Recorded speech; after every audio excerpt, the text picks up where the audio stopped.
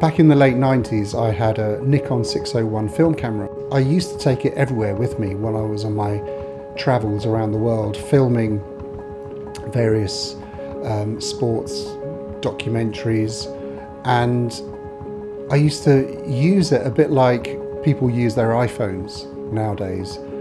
The pictures were very immediate and throwaway. Not many of my shots had any meaning. They were great at documenting my travels with colleagues, the incredible locations and events I used to film, but I wish I had been a bit more studious of the art of photography and had a better understanding of light and shadow, form and shape. I kick myself at times. I'd love to go back and educate myself. Don't get me wrong, every now and then I would get a really decent shot, but it wasn't consistent, and it's something that's always, I suppose, eaten me, because I met so many interesting people. Had I known better at the time, I would have had an incredible catalogue. But one of the portraits that did come out well was this one here, Diego Armando Maradona. In 2001, I worked on a documentary series called The History of Football, and it involved travelling around the world filming all the greats of the game. We flew into Havana, Cuba, and we were there for about a week. Most of that week was spent in a hotel room, sitting by a telephone, waiting for Diego's manager. Eventually we get that call and we're told to meet them at the drug rehabilitation centre where Diego was staying.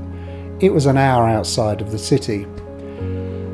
We turned up and there was lots of huts. That's all I remember. Very odd place.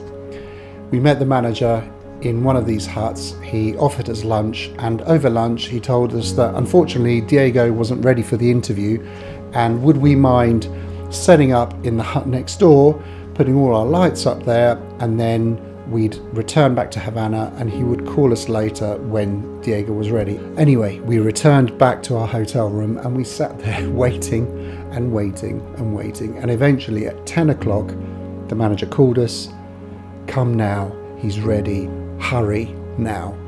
We jumped in our rental car, drove through the dark streets of Havana, down the Malecon, outside into the countryside, trying to remember all the roads, because this was the days before TomTom and iPhones and all the rest of it. I don't think we even had a map. We managed to find the place.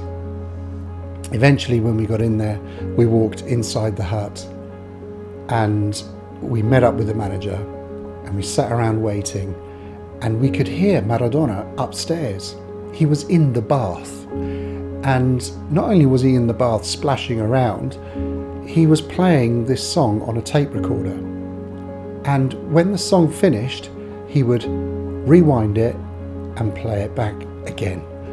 And you could hear him singing at the top of his voice, Maria, te amo, Maria. The song would finish, brrr, Maria, te amo, Maria, brrr. And on this went for about half an hour. Then the music stopped. There was this lull, and all of us downstairs waiting. And all of a sudden he stormed into the room like a Tasmanian devil. The energy, the charisma, and obviously we were all awestruck. We had a quick chat with him and then guided him out towards the other hut. Outside was pitch black. You could not see beyond your hand. I've never seen such darkness. All of a sudden, we heard a scream. Maradona had walked into a tree and collapsed on the grass. He was screaming at the top of his head, Puta madre, hijo de puta, cabrón! Just like a child throwing a tantrum. We all headed over there like blind mice, feeling each other, trying to find out where he was, lifting him up. It's okay, Diego, it's okay, come this way. And all of us guiding him to where we thought the hut was, and luckily we found it. We walked inside and calmed him down, and we sat and filmed one of the most amazing interviews I think I've ever filmed, with Maradona recounting some incredible stories for 3 hours. Albeit those 3 hours were kind of interspersed with him going up to the bathroom for a quick.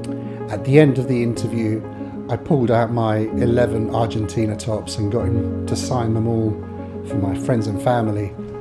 And then I asked him if I could take a portrait. Something I do when I take portraits and when I film interviews, not all the time, sometimes, it depends on the person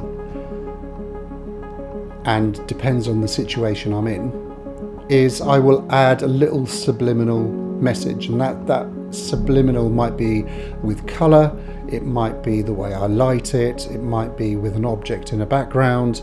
And with Diego, it was adding a white line